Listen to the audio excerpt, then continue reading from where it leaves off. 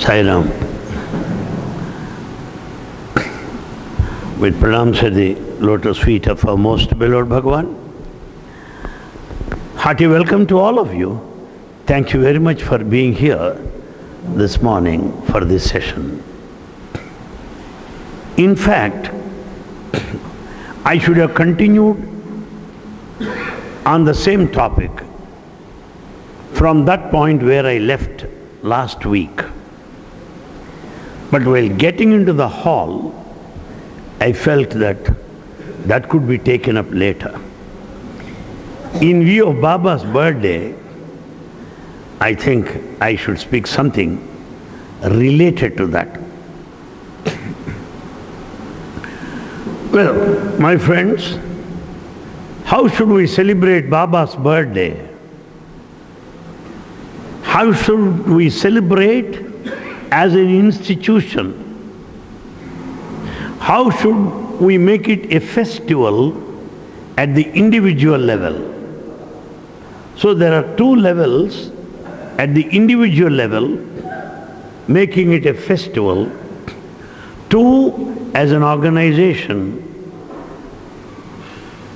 Therefore, how should we look at this Baba's birthday celebration?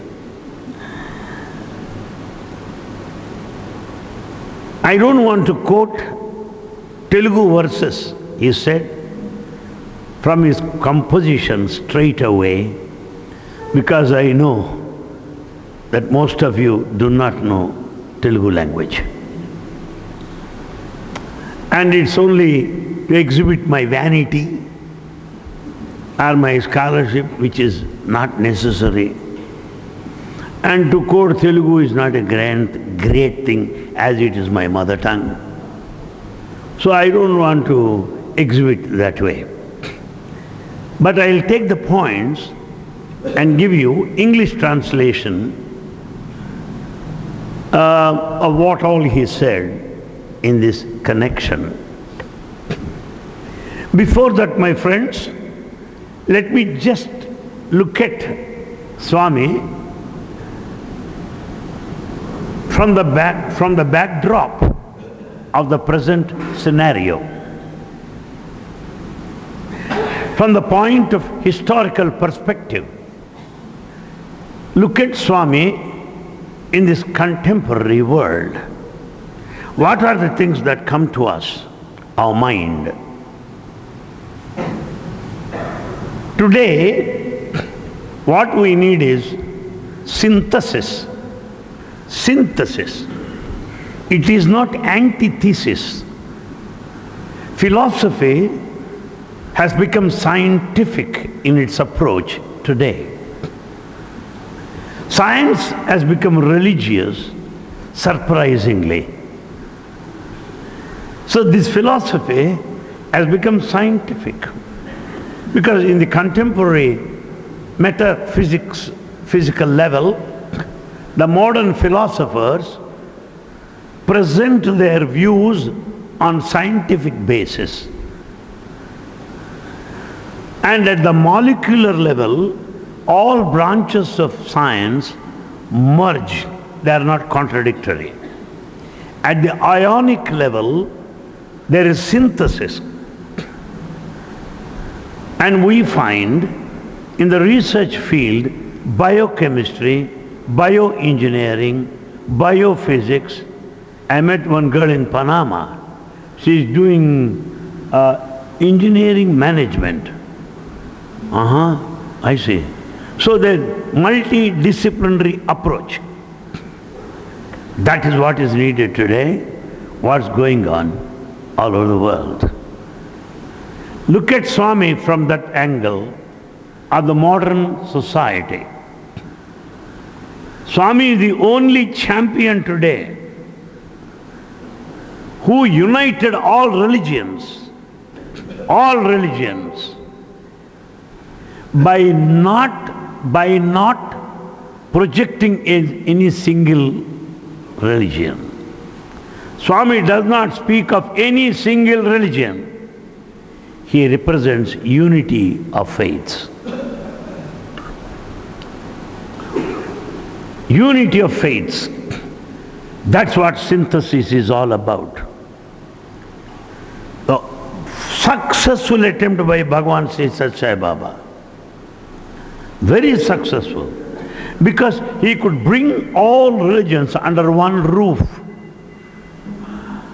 in large number, internationally. It is really a surprising thing in the history.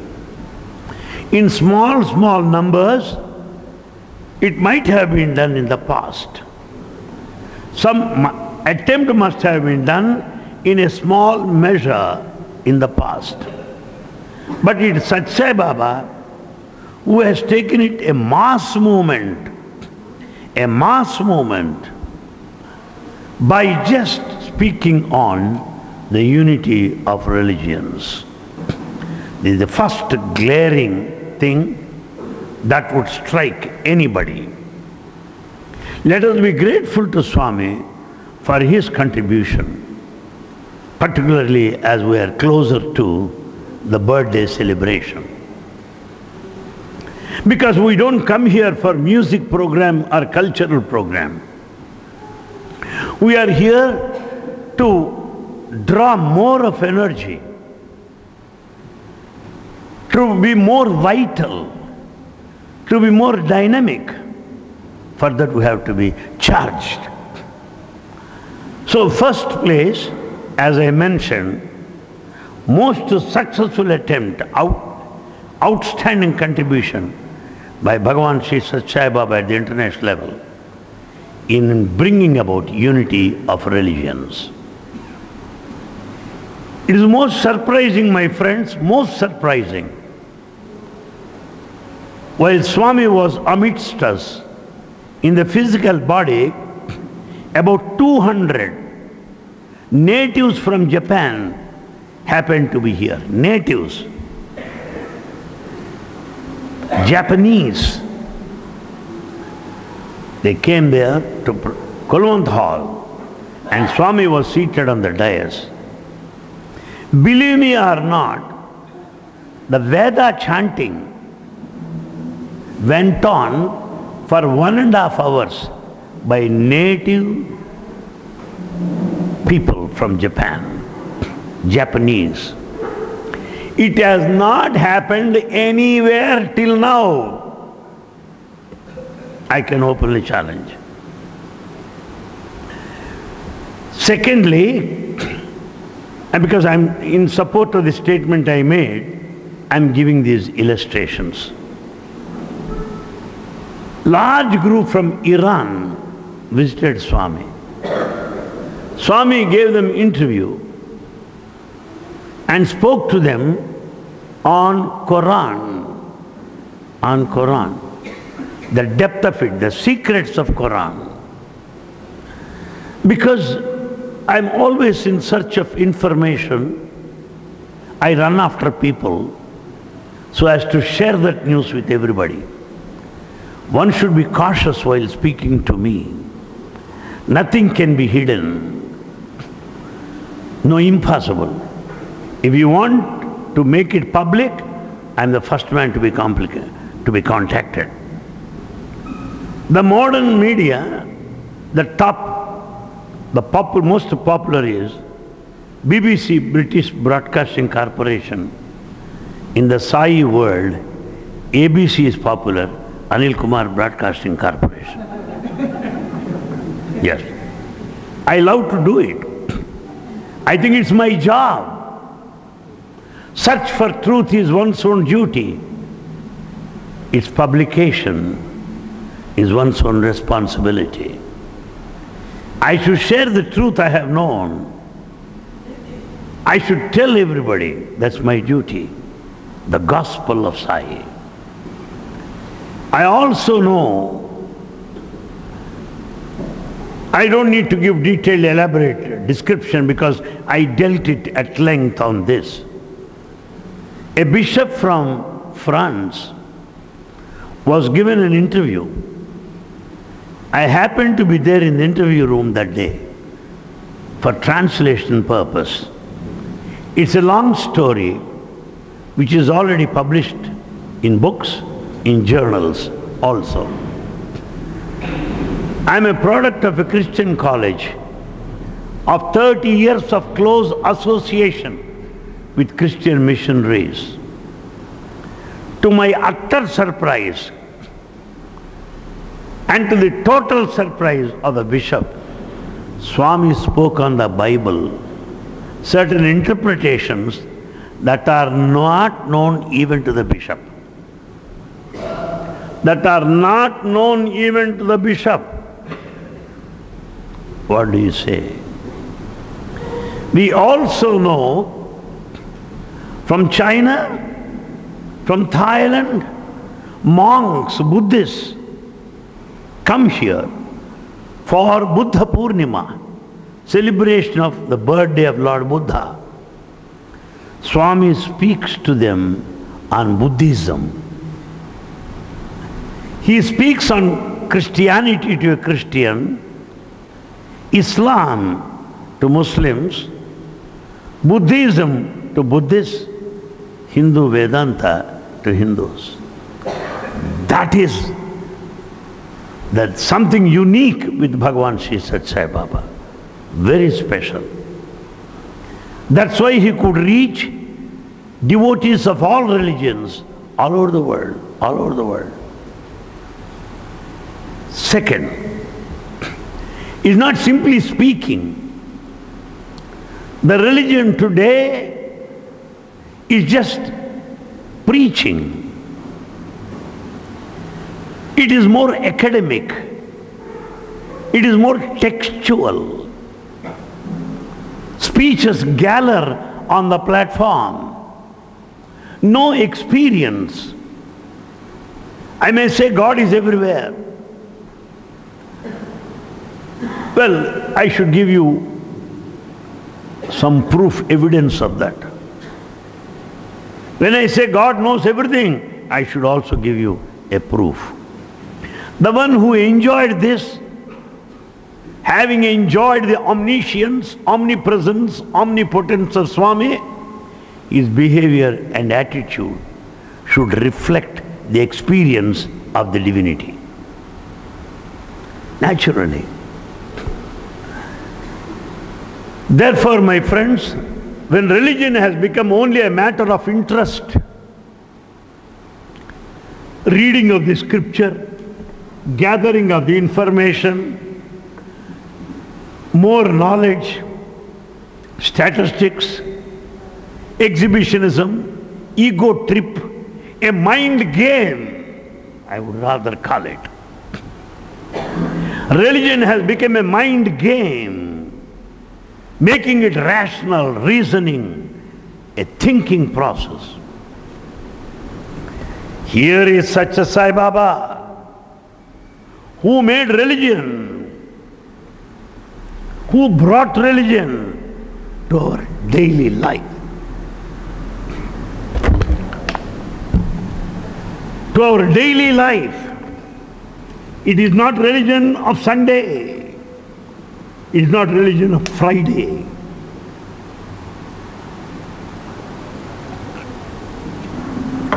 It's a religion of every day.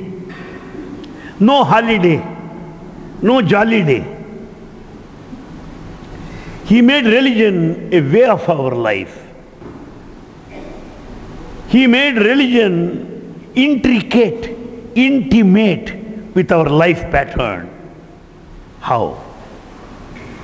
By asking every one of us to serve the humanity. He wants us to serve. Rather exhibit all your knowledge. Rather boast of all your memory. What is the practical experience you have? Baba wants us to serve everybody. By serving everyone, the poor and needy, we will experience the divinity. We will experience God in the other person. It is not service to anybody. It is service unto your own self. You are serving your own self. A beautiful interpretation to the service projects. Usually people think that they are serving somebody. Nonsense. You are not serving anybody, you are serving yourself. And the one who receives your service is giving you an opportunity to serve. You should be grateful to him. You should be thankful to him. Service is given a new dimension. It is not a service organization. It is service to one's own self. Thus he made service spiritual. Service a laboratory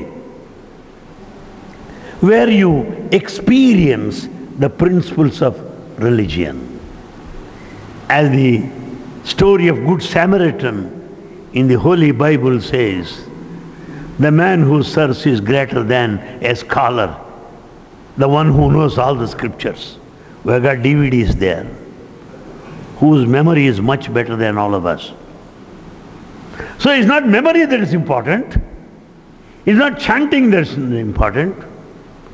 It's not your ability to quote that is important. It is not your scientific investigation that matters. No.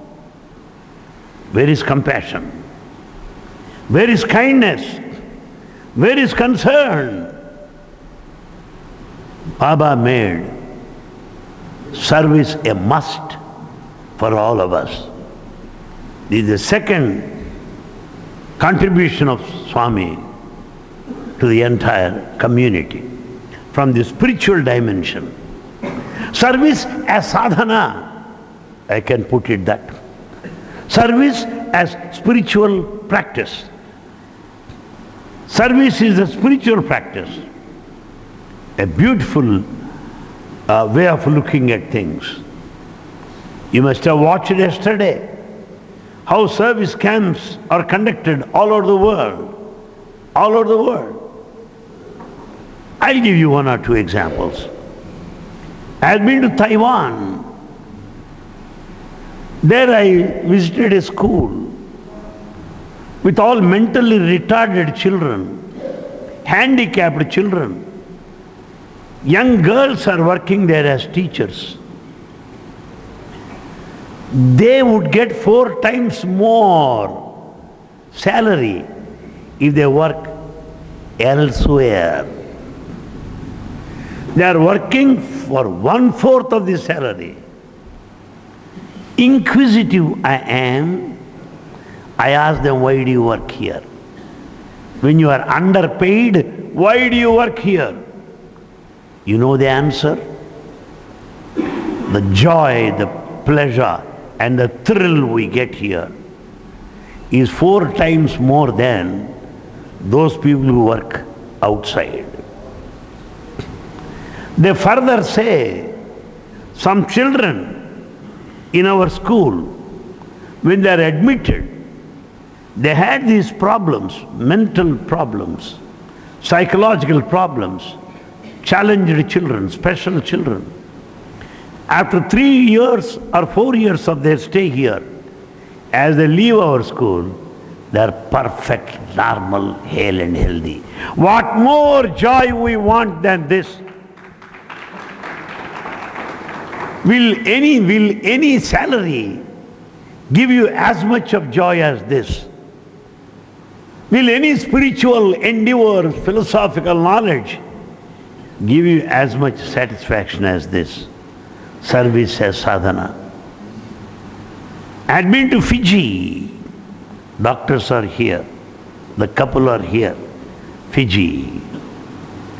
A place visited by Prime Minister a couple of days ago. How they are serving there, I am the witness. How people are waiting for their services. How unitedly they work in Fiji. Spectacular. Their service is religious. Service is their religion. I had been to Botswana, quite close to South Africa. People come there in the early hours of the morning, sit on the chairs with all the blankets, because very cold place. Doctors come around 8 o'clock, subject to verification. They're all served with the tea and bread, all patients. And that free clinic has got all specialities. It's kept open throughout the week. All specialists come and serve there. People may not be knowing Sai Baba, but they know Sai Clinic in Botswana. They know what Sai Clinic is. Service is religion. Religion means service. That is the contribution of Bhagawan Sri Sathya Sai Baba. We can't believe it. Is it true? It is. It is.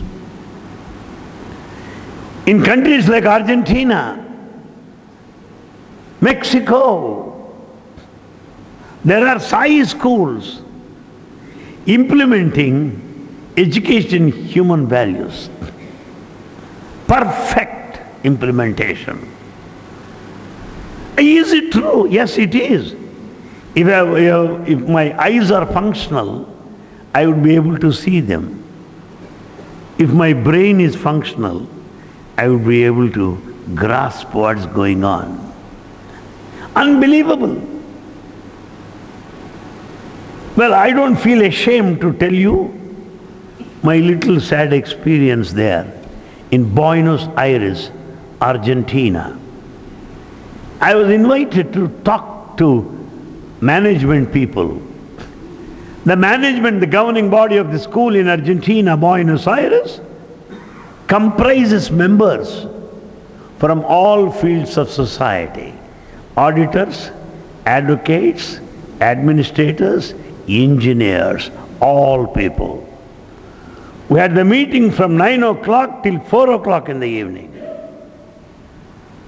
Hot discussion. To cut the story short, in Buenos Aires, Argentina, education in human values is implemented from primary school to the university level. To the university level. And they asked me, Anil Kumar, the human values like love, take for example, how do you teach at the primary level? Same love, how do you teach at the high school level? What have you to say at the college level? How to speak on love to university students and to research scholars? You cannot speak stories and all that. I was nonplussed. I knew where I stand at that moment. I was very much humbled in front of their attempt. Therefore, my friends, how human values are taken up to the university level in Argentina is very surprising. West Indies, Trinidad, the human values program is going across the nation, in a very big way. The government has taken up education human values program. Government. In Barbados, value orientation for professionals, training is given there. It is surprising. Religion is not scripture reading. Religion is not fasting. Religion is not preaching. Religion in practice is service. Very, very amazing. Indonesia, they built around 180 water tanks, the youth of that country. Would you believe that? Malaysia, youth, fully charged with the devotion. They go everywhere to serve people. Who is behind all this? In Sri Lanka, Sai devotees are the first to go there to help victims, flood victims there. They reached first. The government has gone later. What do you say about it?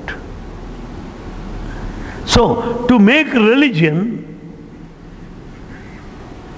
a matter of service, to make religion scientific, to make religion a kind of approach, attitude in our goes to the credit of Bhagawan Sri Sathya Sai Baba, nobody else.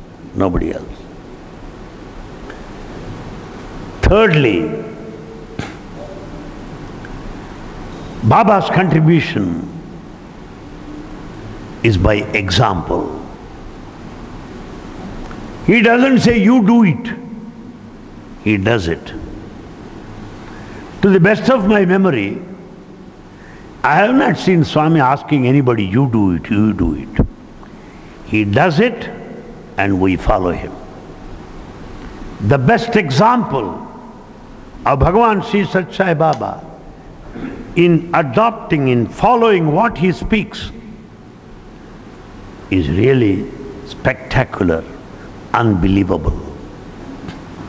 He started a hospital here that made people all over the world to follow that example. He started institutions here that made people start institutions across the world. He was the champion. He did it. A simple village after all. Puttaparthi is after all a village. In those days, God-forsaken place. And God has chosen this land. That's surprising. This has become a mini world, an example for everybody. Because some people are eager to come here and serve. No, no, no. You are expected to serve there, where you are born. You are expected to serve your own community because you received all the benefits of that country. You are born there. It is your obligation, your duty to serve the community, the society where you are born there. Here you are an extra burden. Why don't you serve your own people? That's Baba as the best example. Then as I think of Swami, it is a wonderful phenomenon. Let us not take Baba as a person. Baba is not a person, he is a phenomenon. If he is a person, I can be near him. If he is a person, I can be away from him. He is a phenomenon. You have to live in that. Because some people say, I am close to Baba. Fool number one. Fool number one. All are close to Baba, that's what I believe in. Because this mic is close to me now. I cannot say mic is very, very close to me. People will laugh. After the meeting, mic is not close to me. My dining plate is close to me. My pickles are close to me. After lunch, cup of tea is close to me. When I am not close to all this, yet being close, those that feel they are close to Swami, they are ignorant. Those that believe so and so is close to Swami, he is innocent. Father, they know not what they speak. Forgive them. We should not be innocent and ignorant. If you think Baba is God, he should be close to everybody. I cannot say I am close to him. Certainly not. Just watch him. When he comes out of his residence, Who are close to him? Security people. When he starts giving darshan, who are close to him? Those who are seated in the front row. When he starts giving darshan from the back, who are close to him? They are the front row. What is the first row? The first row this way, the last row from that way, all are first rows only. All get first rows. Who are close to him? With whosoever he speaks. Who are close to him? Whosoever that gives him a letter. Who are close to him? Called for an interview. Those who are close to him are those that sing in bhajans. Who are close to him? That gives harati. Who are close to him? None of them. None of them. He stands in front of me. Others think that I am close to him. I am also foolish enough to think I am close to him. But he raises his hand into the empty air, looking there. Am I close? I don't know. Waves his hand, looks into the empty air like that. Sometimes he stands in front of me, talks to me in a language that I do not know. The neighbor is a Tamilian. He speaks Tamil. He talks to me in Tamil. Meaning, message to him, darshan for me. Who is close to him? Both of us are close to him. He gets the message, I get the attention. To a person who is settled here permanently, he will ask you, when are you going? The question is meant to the neighbor who is planning to go. Sometimes he comes to a person, goes on scolding him heavily. I am not satisfied with you, this is not the way how you should behave. They are not meant to him. A gang of people sitting there. A divine style of handling matters. The divine style, it will be very interesting to watch him. Very interesting.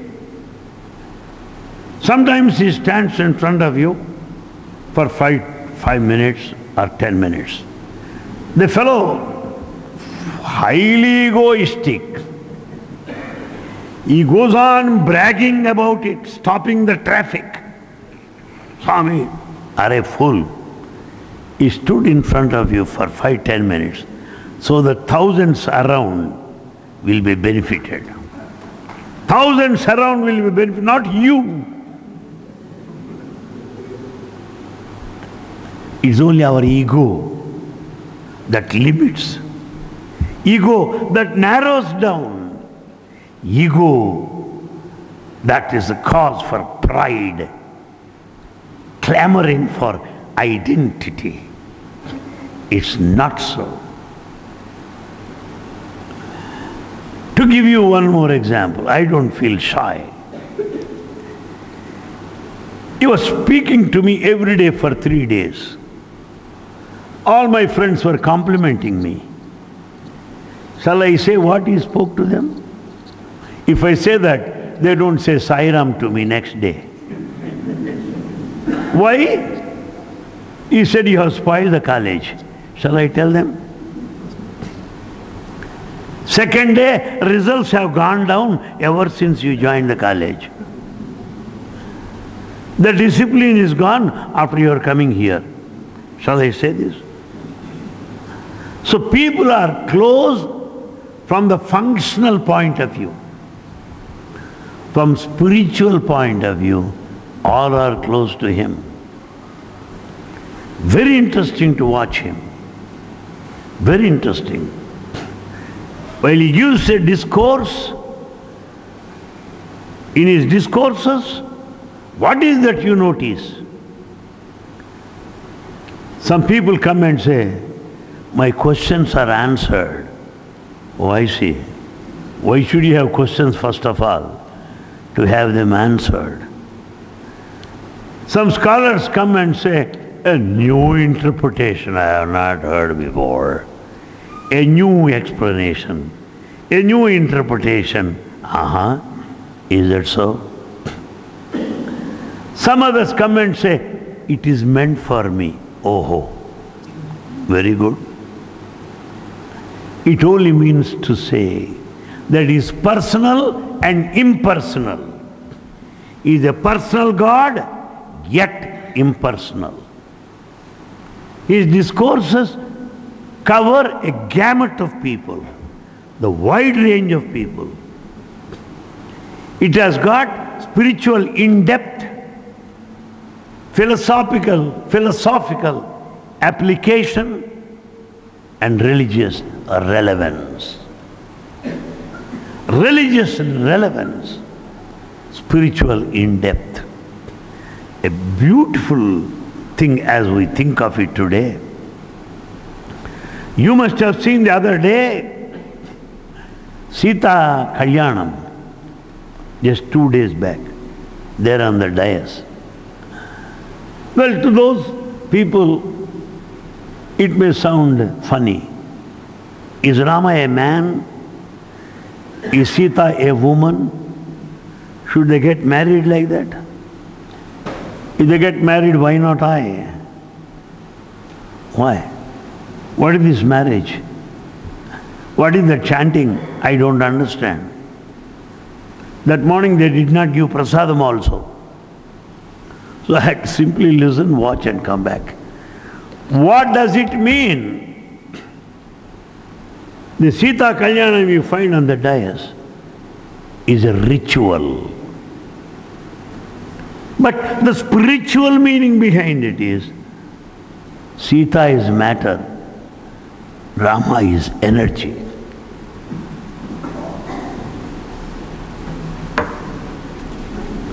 Sita is matter, Rama is energy. Combination of both is Sita Kalyanam, or wedding of Rama and Sita. If we take it as a marriage between man and woman, we have not known anything.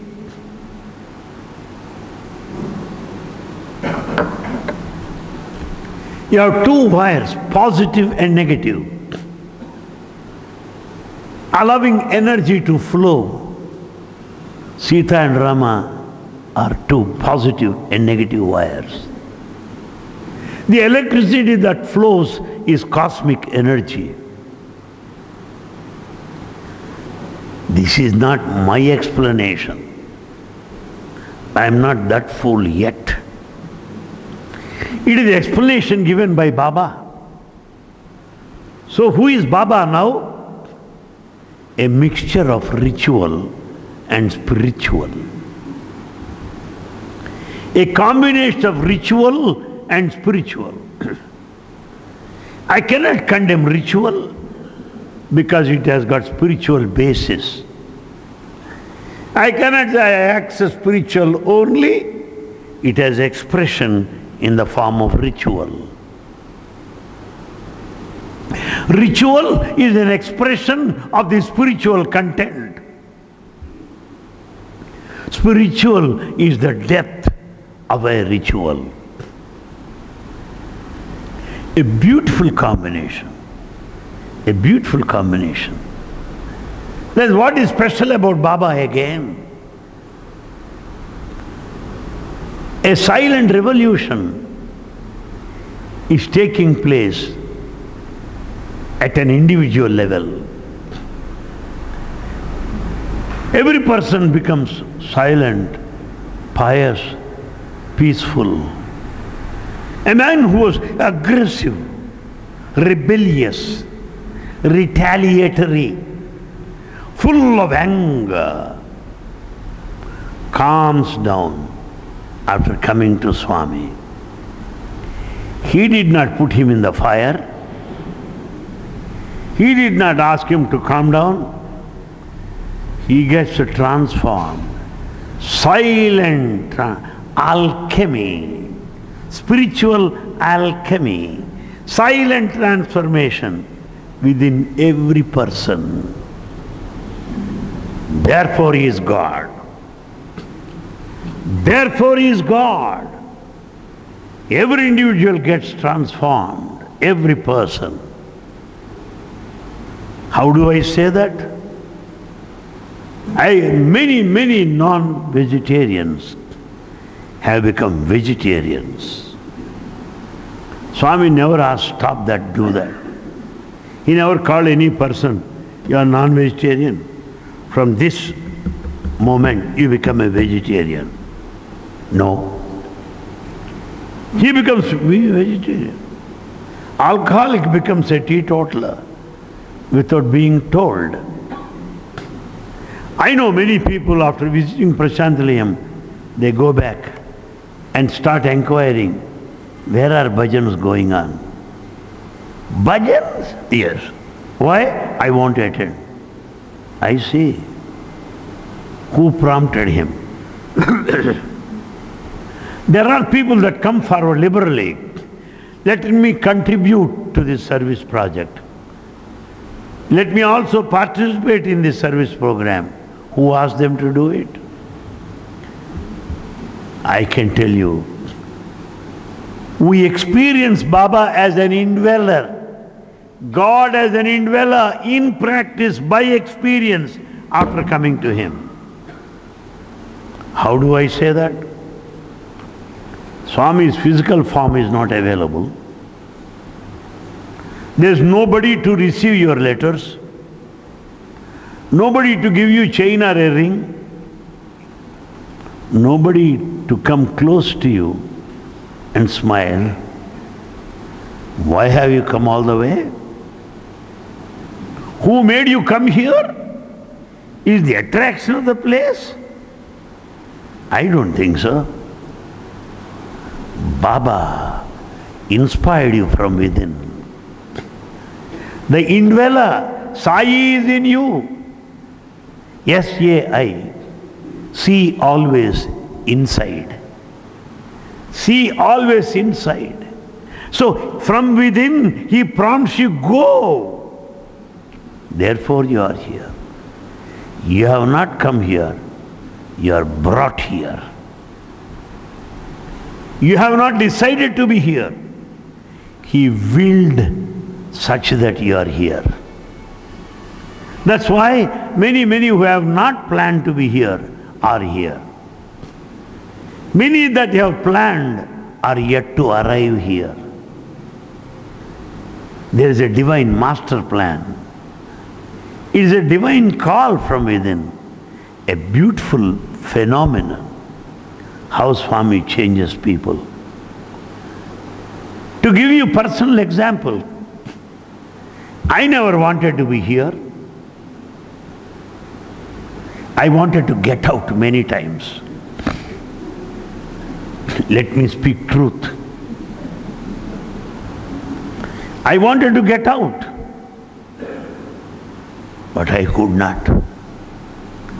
I know many people who wanted to stay permanently. I saw them leaving the place in front of my eyes. So, to be here or to get out is not in your hands. Better we understand. I have learnt it in a very hard way over a long period of time. Not at an instance. I am not that good. I am not that smart to learn the lesson in a hard way or a long period of time. How Swami works as an indweller. How you accept His divine master plan.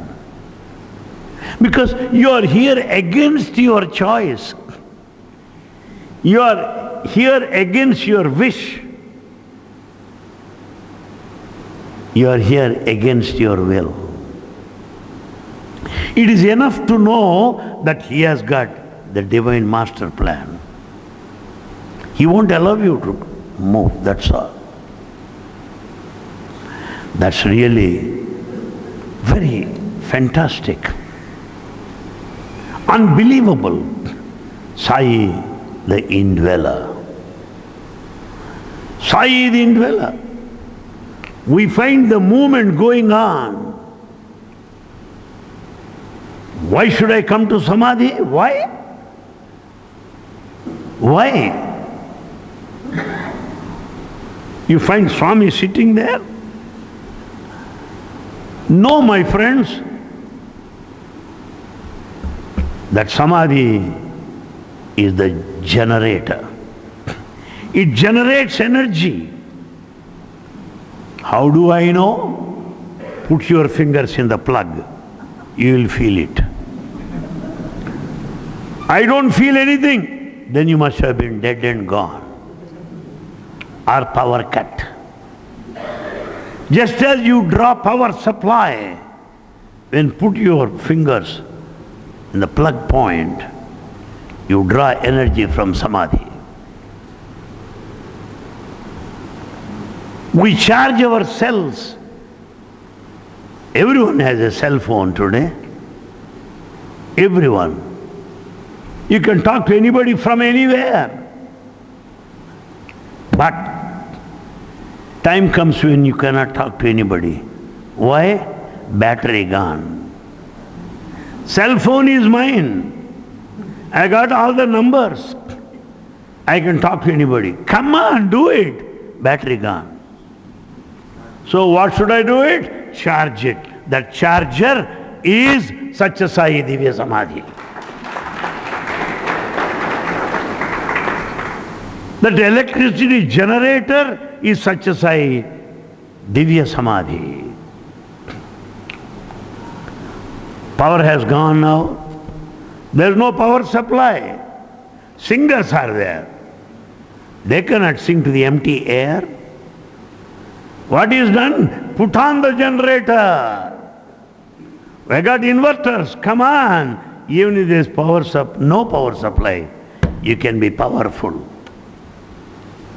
Similarly, when one cell phone requires energy, charger, body full of millions of cells, you can imagine how much more it should be charged. My body is full of cells. I am not acellular. I am not non-cellular. I am full of cells. I should be charged. God is everywhere. Why do you go to church? God is everywhere. Why do you go to mosque? You can eat food in the veranda on the street. Why do you go to dining room? You can have bath everywhere on the street, yes. Why separate restrooms? There's puja room. There's a place for everything, my friends. The whole house belongs to you. But you sleep in the bedroom only. House belongs to you. Why don't you sleep in the veranda? Veranda is a place for watchdog, not for you.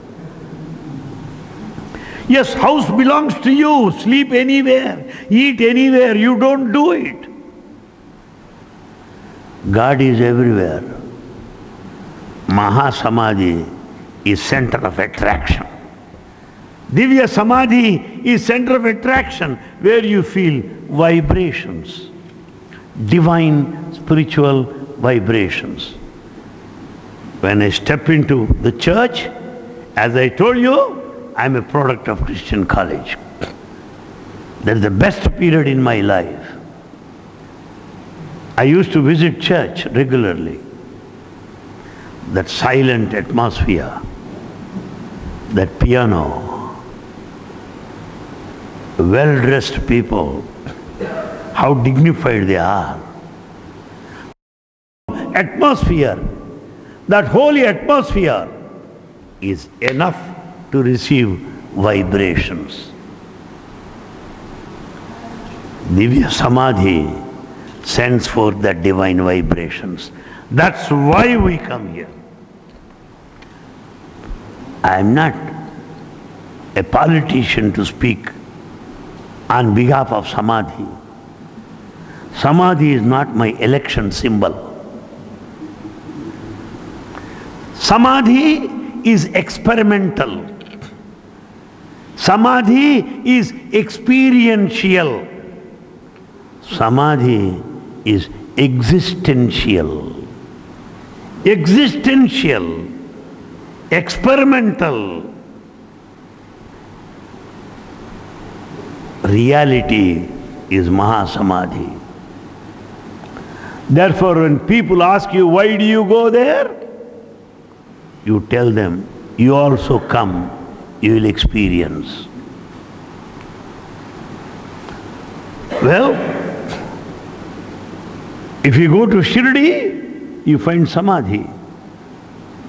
Every dargah, prayer place for Muslims, you find Samadhi. Buddha Gaya, Samadhi. All 6 temples, Samadhi. Why do you go there? There is no answer. There is no answer.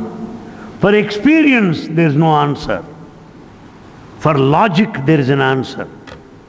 For science, there is an answer. There is reasoning, rationalism, everything. For material world, there is an answer. For spiritual question is out of place. Why do you love Baba? The fellow who asked that question is a mad fellow who came out of lunatic asylum without the knowledge of attendants there. Why do you love your mother? Oh, the fellow lost his mother, never enjoyed mother's love. Therefore he puts that question. In spirituality, experience is the proof. Experience is the evidence. Question has no place. Question is out of question. It's only an answer. Answer without a question is spiritual life. A question and answer is the material life. Why? Ramana Maharshi, the greatest exponent of Vedanta, what does he teach? Silence. Why I have many questions? Until you become silent, you will never learn. I can speak on love, may not be loving. I can speak on love, may not love anybody. Unless you love, you do not know what love is. No, I have got volumes. Down the hell with your volumes of information. Spirituality is an experience and not an expression. Spirituality is personal and intimate, not for publicity and propaganda. Sathya Sai Baba, love personified. As we celebrate this birthday, my humble appeal to everybody, more than preaching of Baba, more than speaking on Baba, that the whole society become devotees by observing us. Till now, people watched Baba. People have seen him. They have become devotees. And today, devotees should reflect his divinity. Why these devotees live in peace? Why devotees are so happy in spite of their problems? A fellow without problems may be happy, but later he will be unhappy because absence of a problem is a problem. Some people have no problems, but yet they are unhappy because they have no problem. So they have a reason to cry. That's not that. Why Baba devotees are blissful? Why Baba devotees are contented? Why Baba devotees are peaceful? Why Baba devotees have that spirit of service? Why Baba devotees have that sense of satisfaction, understanding, awareness? The spirit of tolerance. This, by setting an example to others, will be paying a fitting tribute. By being true messengers of Baba, we'll be expressing our gratitude to Bhagawan Sri Sathya Sai Baba. I may sing, but my life is more important. How I behave, how serviceable I am, how truthful I am, are the ways of introducing Baba to the present new generation.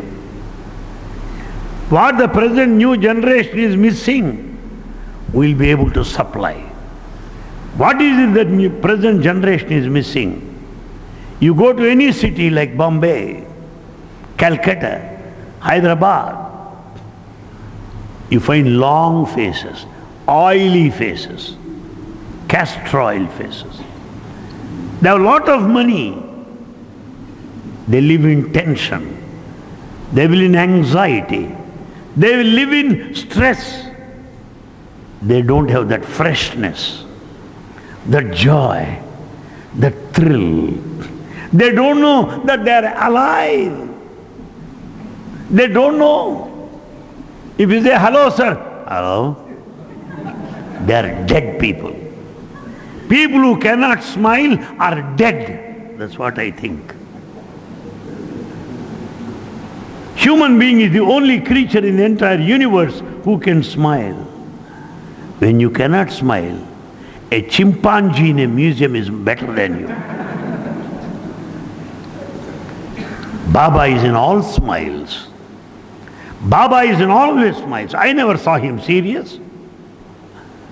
But he pretends to be serious and angry to correct you. He shouted at me a number of times. Yes. Life is not full of cool drinks. Life is also having sip of hot fuming coffee. Also. Life is not simple ice, hot fire also. In spite of all the physical problems, Swami smiles. With no problems, we have forgotten smile. We don't enjoy life. We don't enjoy nature. We don't know the value of life, but only bank accounts, entries, so that our children will wait for our end. Children will wait for our end. That is the modern life. Modern life is nothing but sounds of coin, cash, ash, trash, tinsels. They don't know how precious life is. My friends, taking as my brothers and sisters, let me confess, we have learned the value of life after coming to Bhagawan Sri Sathya Sai Baba.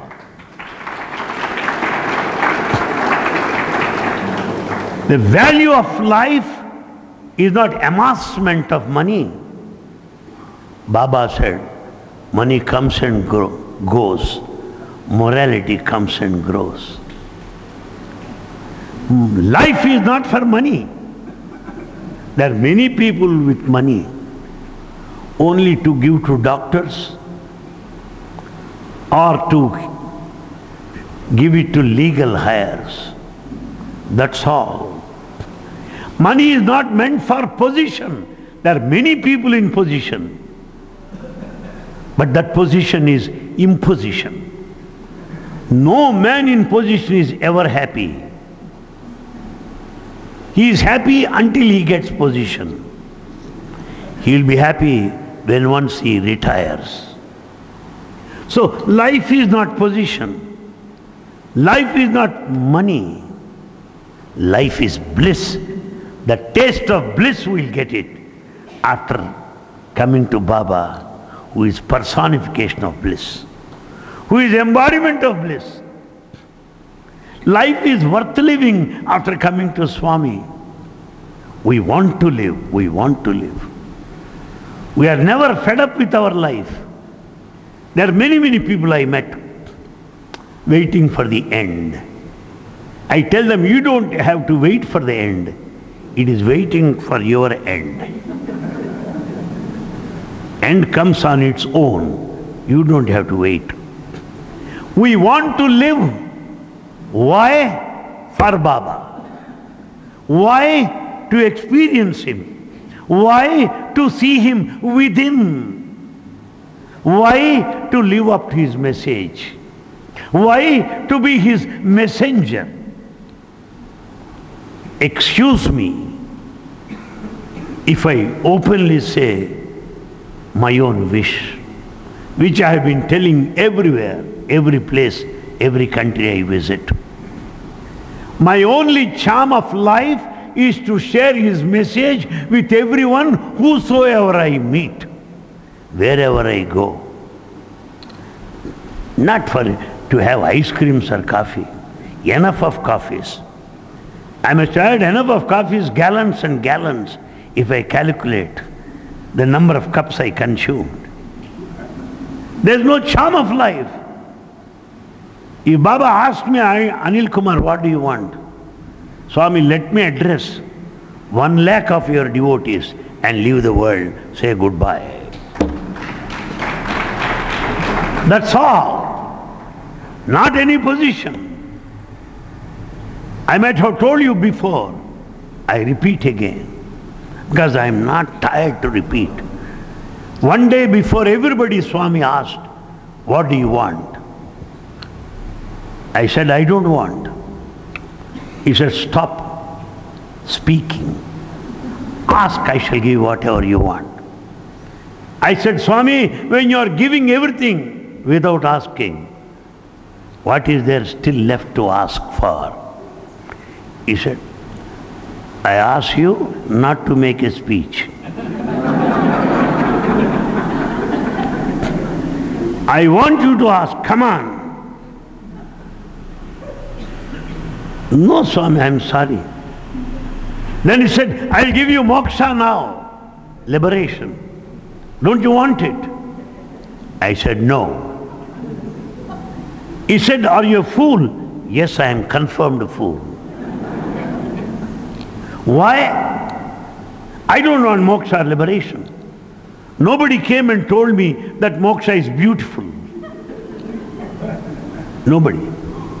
Nobody came and told me that moksha is very sweet, tall, beautiful. Nobody told me. So why should I ask that? I do not know. Why should I ask that nobody told me? Since you are insisting, Swami, let me express what I want. Let me be born again and again and again to share your message, to spread your message, take your message to the doorstep of everybody. That's only my desire.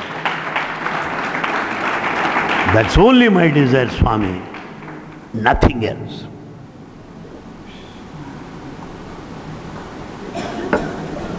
Then Baba said, very happy, I bless you with that. After all, I don't want anything, yes. Therefore, my friends, on this occasion of Baba's happy birthday,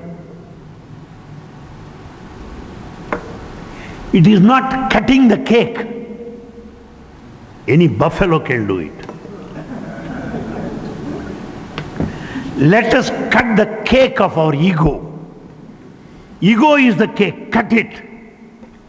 That's what cake cutting on this birthday meant. Let this birthday be a celebration of his birth in my consciousness. Every moment, every second, every breath in my life. That should be our fervent prayer. You may say, Baba is inside. Do you have experience? If you have experience, you don't speak like that. Because silence is eloquence in experience. Silence is eloquence in experience. So on this birthday, our prayer be, Swami, let my heartbeat be Sai Ram, Sai Ram, Sai Ram, Sai Ram. Not labbu, dabbu, labbu, dabbu. Dabbu, money. Labbu, hurry. Laba, laba. Too much of anxiety to get money. It's not labbu, dabbu. Anxiety and dabbu, money. No. Let the heartbeat be your holy name. Sai Ram, Sai Ram, Sai Ram. That's it. That's my prayer, Swami.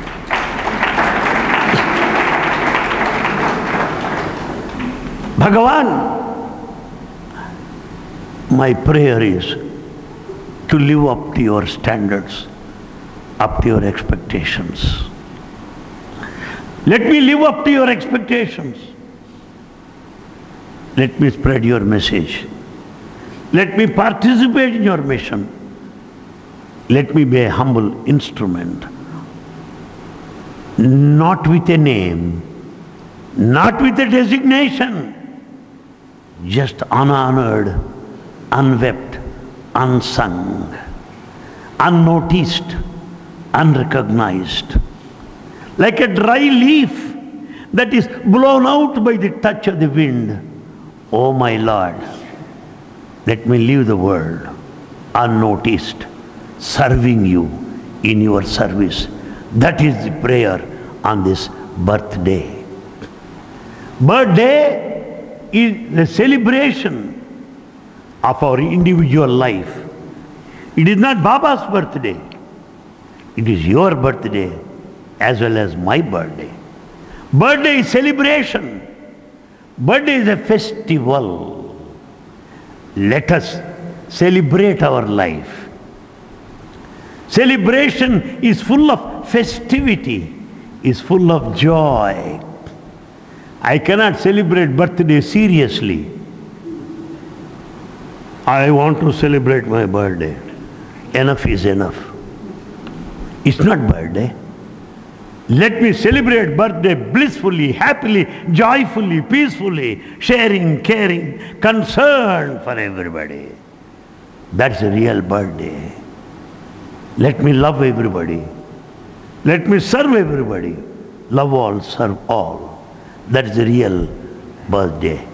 May Bhagavan bless us all with the divine, blessed celebration of his 89th birthday, which is our birth, which is our breath in letter and spirit. May Baba bless you. Thank you very much.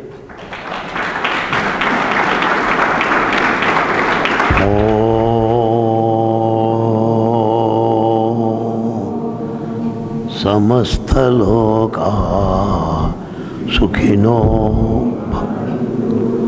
समस्त लोका सुखिनो